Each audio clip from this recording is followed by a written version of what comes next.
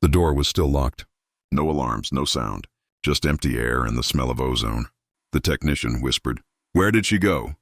Darren stared at the broken monitor. On its cracked screen, glowing words formed slowly. Deathworld signal, active. Outside, thunder rolled across the alien sky. And deep within the Academy's data system, the security network restarted on its own. Every camera feed flickered back to life, except one. The one from the hallway where Lyra had been. That screen stayed black. But from the speakers, faintly, a voice whispered, calm, human, and terrifyingly familiar, "Don't follow me." The door was still locked. No alarms, no sound, just empty air and the smell of ozone. The technician whispered, "Where did she go?" Darren stared at the broken monitor. On its cracked screen, glowing words formed slowly. Deathworld signal, active. Outside, thunder rolled across the alien sky. And deep within the Academy's data system, the security network restarted on its own. Every camera feed flickered back to life, except one.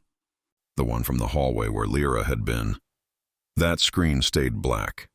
But from the speakers faintly, a voice whispered, calm, human, and terrifyingly familiar, "Don't follow me."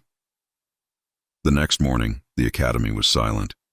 Rain still fell softly on the glass domes above the city. The sky glowed pale orange, but inside the school everything felt cold and uneasy. Students whispered in small groups. Some said the missing boys had been taken by the authorities. Others said they had simply vanished. No one really knew what happened, and no one wanted to talk about Lyra. She didn't come to class. Her desk sat empty, the chair pulled neatly under it, like she had never been there. But every student avoided looking in that direction. Even the teacher's voice trembled when he took attendance. In the security office, Captain Darren hadn't slept all night. He sat in front of the monitors, dark circles under his eyes. Beside him, the technician replayed the same corrupted video again and again. Each time, the same strange thing happened. The audio whispered those same 5 words. "You shouldn't have touched her." No one could explain it. The voice wasn't recorded. It was being generated live every time the file played. Darren rubbed his face. "I need to find her before the council gets involved." The technician nodded nervously. "Sir, the council already knows. They sent a message this morning." "They're sending investigators." Darren stared at the blinking red light on his communicator. He had seen many strange cases before, but nothing like this. Machines going dead, voices and static, people disappearing, all around one quiet girl from a deadly planet. Far away, in the west wing of the Academy, a dim light glowed through the library windows. Lyra sat between tall shelves of ancient books, her hair damp from the rain. She hadn't moved for hours. Her hands rested on a closed book, an old human text about survival instincts. She was trying to remember. Fragments of her past flickered in her mind. Lightning storms, dark red skies, and a man's voice saying, "If the world dies, you must live for it." Her chest ached when she remembered his face, her father's, before everything went black. She blinked, and suddenly the lights in the library flickered again. The computer screens across the room turned on by themselves, displaying codes she didn't understand. A small voice whispered from the intercom, "Lyra, are you awake?" She froze. It wasn't Darren's voice. It wasn't human either. "Who's there?" she asked softly. The voice came again, layered and metallic. "You survived the storm. You carry the signal." Her heartbeat quickened. "What signal?" The lights pulsed slowly, like the building itself was breathing. "The world remembers you. It lives through you." Lyra stood up, her chair scraping the floor. "Stop it! Leave me alone!" Suddenly the windows shattered inward, not from wind, but from pressure. Books flew off the shelves as if pulled by an unseen force. Her reflection appeared on every screen, but her reflection wasn't moving the same way she was. It smiled. Lyra stepped back, horrified. The reflection whispered, "You are the child of a death world. You are its pulse." She clutched her head. "No, I'm human." But deep inside her she felt it, a strange vibration beneath her skin, a warmth that wasn't hers. Her fingertips glowed faintly, and as she gasped, a small surge of blue light ran across the floor, crawling like lightning. The power grid of the entire library shut down instantly. Minutes later, Captain Darren arrived with 2 officers. They entered the dark library, flashlights cutting through the dust and floating papers. Careful, Darren warned. We don't know what caused this. One officer pointed his light at a table. The metal was burned clean through, like acid had touched it. Another officer found Lyra's ID badge lying on the floor, still warm. Where is she? The first one whispered. Darren's flashlight caught movement near the window. Lyra stood there, her back to them, hair blowing in the cold air. She didn't move. Lyra, Darren said carefully. You need to come with us. You're not safe here. Her voice was calm but distant. I'm not the one who's unsafe. Darren took a step forward. What do you mean? She turned slowly. For a moment her eyes looked normal, gray, tired. Then they changed. A faint silver light shimmered beneath her pupils, like something was glowing behind them.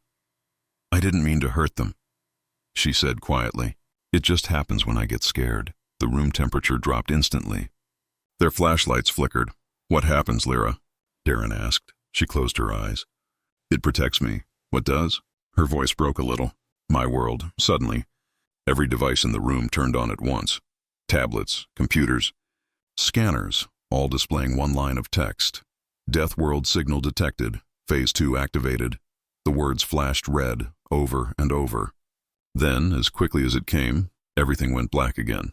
When the lights returned, Lyra was gone. The window was still shattered, but there were no footprints in the glass, no trace of escape. Darren lowered his flashlight, his hand shaking. She's not just a girl, he whispered. The technician's voice cracked through the radio. Captain, all the school cameras just restarted. Every feed is normal, except one. Which one? The library, it's showing movement. Darren turned toward the nearest monitor on his wrist pad. The image showed the empty library, but in the reflection of a broken screen, something stood behind him, glowing faintly, watching. The academy remained locked down after that night. Security drones hovered in every hallway. Teachers avoided questions, pretending everything was fine. But the silence in the building felt heavier now, like something invisible was listening.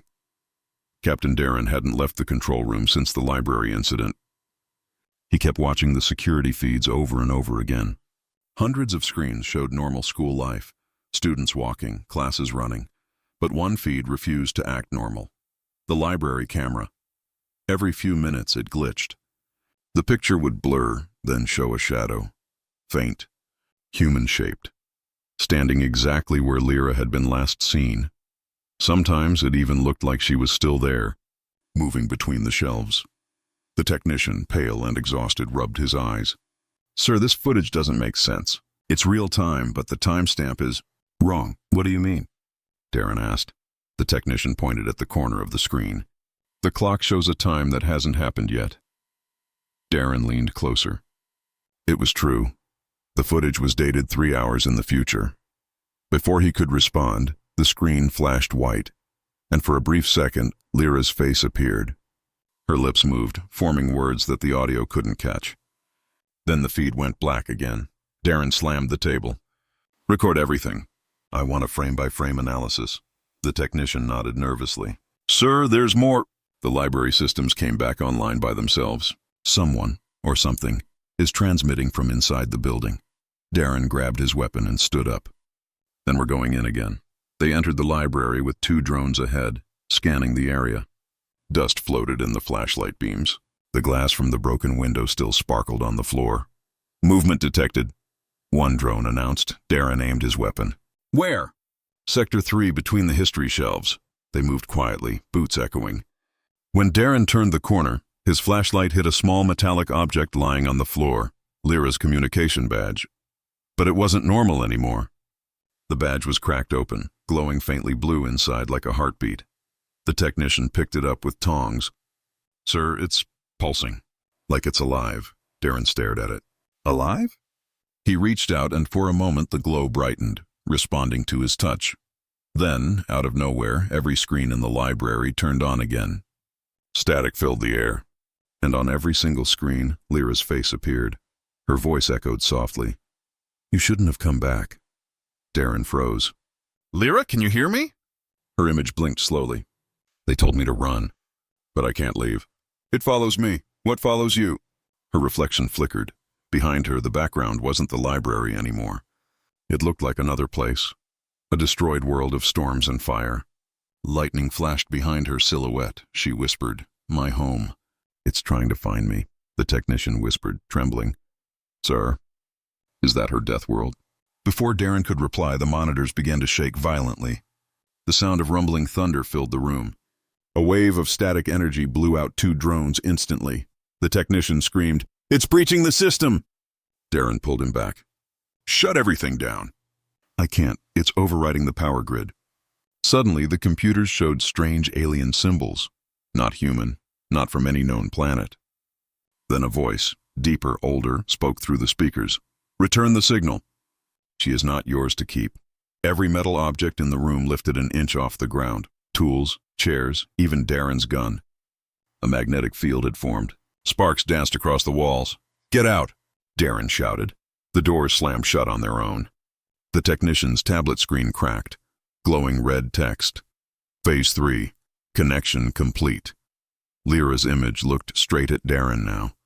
Her voice sounded distant, layered, half her own, half something else. "They're here. The Deathworld is awake." Darren felt his skin crawl. "Lyra, listen to me."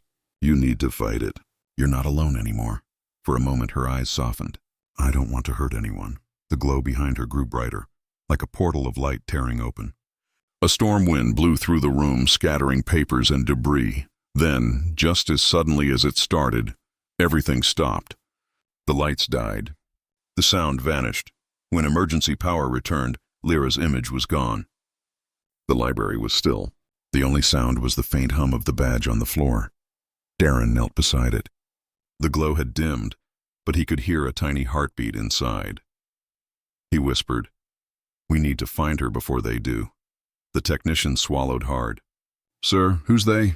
Darren looked at the shattered window. Through the rain outside, 3 dark figures stood in the distance, tall, cloaked, and completely still. Their eyes glowed the same faint silver as Lyra's. He whispered to himself, "Her world has found us." Rain poured harder over the academy domes that night. Lightning flashed across the city sky, lighting up the glass corridors like silver veins. Inside, most students were gone. Only security and a few teachers remained, waiting, watching, and pretending everything was normal. But Captain Darren knew the truth. Something was coming. He stood near the broken library window, the same place where Lyra had vanished.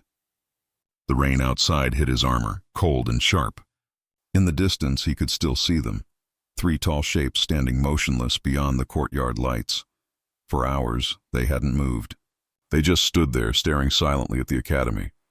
"They've been there all night," said the technician beside him. "No ID signal, no heat signature, just there." Darren gripped his weapon. "Then they're not alive the way we are." At midnight, the power flickered. The courtyard lamps went out one by one. The rain slowed, then completely stopped, as if time itself held its breath. Then, without a sound, the 3 figures began walking toward the building. Each step echoed inside Darren's chest. As they reached the academy gate, the security drones activated.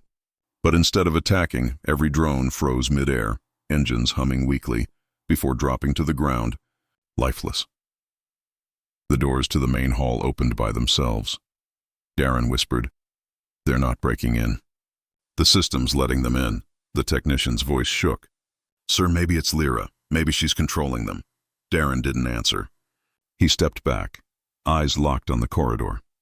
The 3 visitors entered the academy, tall, elegant, and terrifyingly calm. Their skin shimmered faintly like metal touched by moonlight. Their eyes burned silver, and their steps made no sound. One of them spoke, a voice deep and echoing like wind moving through hollow metal. "Where is she?" Darren raised his weapon. "Who are you?" The figure tilted its head slightly. "You already know. We are what your kind call Deathworlders," the technician gasped. "Impossible. That planet was destroyed centuries ago." The figure looked at him. "Destroyed, yes, but not gone." Behind the 3, faint distortions in the air appeared, shimmering portals like ripples of light floating in space. Through them, shadows moved, other beings waiting. Darren steadied his aim. "What do you want with Lyra?" The lead Deathworlder took one slow step forward. "She carries the signal, the pulse of our world. Without her, what remains of us will fade forever." Darren narrowed his eyes. "You're saying she's your link?" Yes, the being said softly.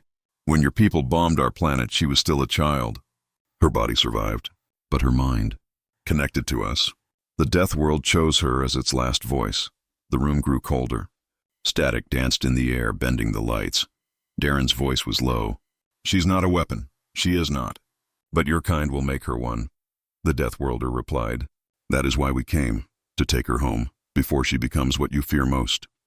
Suddenly, the comms crackled. A guard's panicked voice shouted through Darren's earpiece. Captain! We've got movement in the lower levels. A girl. She's heading toward the courtyard. Darren's eyes widened.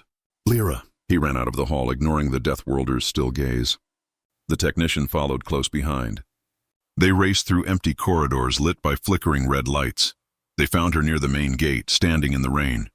She looked exhausted, soaked, shaking, eyes glowing faintly silver. Lyra, Darren called. Don't move! She turned slowly, tears mixing with the rain. I didn't want this, she whispered. They're not here to hurt you. They're here because of me. Behind her, the Deathworlders appeared silently, their cloaks fluttering in the storm. The air vibrated. The puddles on the ground began to rise in small ripples. A low hum filled the night. Come home, one of the Deathworlders said gently. Your world still lives through you. Lyra shook her head. No, I don't belong there anymore. Darren stepped forward. You don't have to go anywhere. You have a choice. The Deathworlders turned their silver eyes toward him. A choice? You gave her none when you brought her here. You studied her, feared her, locked her away. Humans never give, they take. The technician whispered, Sir, maybe we should let her decide. Lyra looked between them, between the man who had protected her and the beings who called her home. I can feel both, she said softly.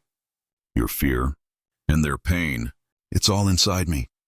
Lightning struck nearby, flashing blue across her face. The ground cracked slightly beneath her feet. Her pulse glowed visible through her veins. Darren held out his hand. You're stronger than both worlds, Lyra. You can control it. She looked at him for a long time, then turned toward the Deathworlders. I'll come, but not as your child, she said firmly. If I go back, I decide what happens next. The lead Deathworlder bowed his head. Then you are ready. The portals behind them expanded, bright light spilling through. Lyra took one final look at Darren. Thank you for believing I was more than what they said. Then she stepped into the light. In an instant, the Deathworlders and the portals vanished. The storm stopped. Silence filled the courtyard. Only Lyra's ID badge remained on the ground, still glowing faintly, like her heartbeat hadn't completely left. Darren picked it up slowly. The technician whispered, Is she gone? Darren stared at the badge. She's gone from here, he said quietly. But something tells me she's not done yet. 2 days passed after Lyra vanished through the portal. The academy returned to its quiet rhythm, but something was off. The halls looked the same, yet the air felt heavier, colder. Students whispered about the Deathworld girl. Some called her a ghost. Others said she was an alien weapon, hidden by the government. Captain Darren ignored the rumors. He hadn't slept since that night. Lyra's glowing badge sat on his desk inside the control room, sealed in a containment case. The badge still pulsed faintly, one slow rhythmic beat every few seconds. Like a heartbeat that refused to stop, every time it flashed, the room lights dimmed for a split second. The technician entered quietly, carrying a tablet. Sir, we've been getting strange signals again. Darren turned. From where? The technician hesitated. That's the problem. The signal isn't coming from anywhere. It's coming through things. Power grids, comm lines, even oxygen sensors. It's like something invisible is moving through our systems. Darren looked at the badge. Lyra, he whispered. Later that night, when everyone else had left, he stayed alone in the control room. He couldn't stop thinking about her, about how scared she looked, about her words. If I go back, I decide what happens next. He replayed the last footage from the courtyard. Lightning, portals, the flash of light, and then silence. But as he zoomed in, he noticed something strange. Just before she disappeared, Lyra's reflection in the puddle wasn't doing the same thing as her real self. Her reflection smiled. Darren frowned. No, that can't be. The badge suddenly flashed brighter. A low hum filled the room. He glanced at the monitor. The screens flickered, showing static and distorted code. Then, for less than a second, a voice came through the speaker. "Captain, it's cold here." Darren froze. "Lyra?" The hum stopped. Everything went silent again. He stared at the badge. The pulse had changed, faster now, like it was alive and excited. "Sir." The technician burst into the room, panting. "You need to see this." They ran to the east corridor. On the wall, the Academy's digital notice board had turned on by itself. Words scrolled across the screen in glowing silver text. "The world is bleeding. She's coming back." The technician swallowed hard. What does that mean? Before Darren could answer, the lights in the corridor turned deep blue. Every nearby screen, even phones and watches, started showing symbols again, the same alien code from the library. Darren's communicator crackled. "All sections report. Energy surge detected in sublevel 3. They rushed downstairs. The air grew colder as they descended, their breath visible in the dim light. In the middle of the basement floor stood a large generator, humming and shaking. The badge's glow pulsed in time with the machine's rhythm, even though it was still upstairs. "It's sinking," said the technician. The energy patterns matched perfectly. A sharp noise filled the room like 1,000 voices whispering at once. Then, through the static, Lyra's voice echoed softly. "They didn't let me go." "They followed me," Darren shouted. "Lyra, where are you?" Her voice came again, fading in and out. "Between worlds. They want the signal. But it's mine now." Suddenly the ground shook. Blue light burst from the generator, shooting up through the ceiling. Alarms blared across the Academy. The technician covered his ears. "Sir, the energy levels are off the scale. If this continues, the whole building will—" A thunderous crack interrupted him. The generator split open, releasing a wave of blinding light. When it faded, a figure stood in the center, glowing faintly, surrounded by drifting sparks. It was Lyra. She was barefoot, her uniform torn, her hair floating weightlessly as if underwater. Her eyes glowed bright silver. "Lyra," Darren whispered. She looked at him, calm but different, older, stronger. Her voice carried a soft echo. "I told them I'd decide what happens next," she said. "They didn't listen," the technician stammered. You came back through the power grid." She nodded slowly. "The signal connects everything. I am the signal now." The lights around her began to bend slightly, like gravity itself was warping.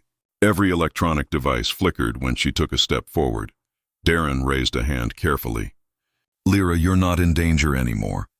But whatever you're doing, it's affecting the city." "I can't stop it," she said softly. "The Deathworld is dying and it's pulling me back. If I resist, it'll take everything with me." Darren's mind raced. "There must be a way to separate you from the signal." Her eyes filled with tears. "If you do that—" "I'll die," the technician whispered. "Sir, we can't let her stay connected. The power readings are climbing too fast." Darren looked at Lyra, the girl who had survived the impossible, the girl who carried a dead world inside her. She smiled sadly. "Maybe dying isn't the end. Maybe it's how I save both worlds." Before Darren could stop her, she reached out and touched the generator again. A surge of light erupted through the building. But this time, it wasn't cold. It was warm. The alarm stopped. The shaking ceased. Every screen across the Academy turned white, showing only her face, calm, peaceful, and smiling. Then she whispered one last sentence. "Tell them. The Deathworld still remembers kindness." And the light vanished. When the systems rebooted, the generator was gone. So was Lyra. Only a faint silver mark remained burned into the metal floor, the shape of her hand. Darren knelt beside it, silent. The technician whispered, "Is she gone?" Darren didn't answer. He looked at the glowing badge still pulsing on his desk through the monitor feed. It blinked once, twice, then stopped completely. For the first time in days, the Academy was quiet, but in the distance, far above the planet's atmosphere, a new signal was born, faint, rhythmic, and alive. And somewhere in the stars, a soft voice whispered, "I'm not done yet." 3 weeks passed. The Academy returned to order. Classes resumed. Students smiled again, and no one spoke about the night the sky had turned blue. But Captain Darren knew peace never lasts long. He still carried Lyra's badge everywhere, the same one that had stopped pulsing after she vanished. Sometimes when he was alone, he swore he could hear faint whispers coming from it, a heartbeat under the silence. He told no one. Not even the technician who had been quietly rebuilding the school's damaged systems. One evening, as the red sun dipped below the horizon, a call came through the central comms. "Captain, you need to see this," said the technician, his voice trembling. Darren hurried to the control room. The big screen showed a live feed from orbit, the Academy's satellite sensors picking up something strange. In the darkness of space near the edge of the planet's atmosphere, a faint silver pattern glowed. It wasn't a ship. It wasn't debris. It was a pulse, a circular wave spreading out slowly, rhythmically, like a heartbeat echoing through the void. Darren stared. "That frequency," the technician nodded. "It matches Lyra's badge." For a moment, neither of them spoke. Then the technician whispered, "Sir, if that pulse keeps growing, it'll reach the nearest colonies within hours." Darren frowned. "Can it cause damage?" "Not yet. But it's not natural. It's transmitting data, a message." He leaned closer to the screen. "Play it." The speakers filled with static at first, a low hum that made the lights flicker. Then, beneath the noise, a voice began to form, soft, familiar. "I see you, Captain. Can you hear me?" Darren's heart stopped. "Lyra? It's hard to stay connected. The space between worlds is thin. I'm trying to hold it open." The technician covered his mouth. "Sir, she's alive." "Alive?" Her voice echoed faintly. "Maybe not the way you think. I'm everywhere now." The signal became me. The static grew louder for a moment, then faded again. Darren spoke softly, as if afraid to break the fragile connection. "Lyra, we thought you were gone. What happened after you touched the generator?" I crossed the bridge. The Deathworld isn't just a planet. It's a memory. It remembers everything, even the people it lost. When I connected, it gave me all their voices." She paused. "Now they're waking up." The technician whispered, "Sir, we're getting new readings. Other signals are responding from outside this system." Darren's eyes widened. "How many?" The technician's voice shook. "Hundreds, maybe thousands, all using the same pulse frequency." Lyra's voice came again, soft but filled with warning. "The Deathworld isn't dead anymore. It's looking for a new home." That night, chaos spread across nearby planets. Communication systems failed without reason. Machines powered by AI began speaking words no one programmed. Entire orbital stations reported seeing flashes of blue light outside their windows, lights shaped like faces. One miner on the outer colonies claimed to have seen a girl standing on the edge of space, her hair flowing in zero gravity, eyes glowing silver. When he blinked, she was gone, but his ship's computer began whispering her last words. The Deathworld remembers kindness. Back on the Academy planet, Darren watched the reports flood in. Every system showed the same frequency pattern, the same pulse. He turned to the technician. "She's trying to talk to us. But she's also warning us." The technician's face was pale. "Sir, what if this isn't just her anymore? What if the Deathworld is speaking through her?" Darren looked down at the badge. The once dead metal now pulsed again, slow and steady. He touched it gently. "Lyra, if you can hear me, what do you want us to do?" There was silence. Then faintly, "Remember what made you human." The lights in the control room flickered. Outside the windows, streaks of silver light appeared in the clouds, twisting patterns like veins stretching toward the stars.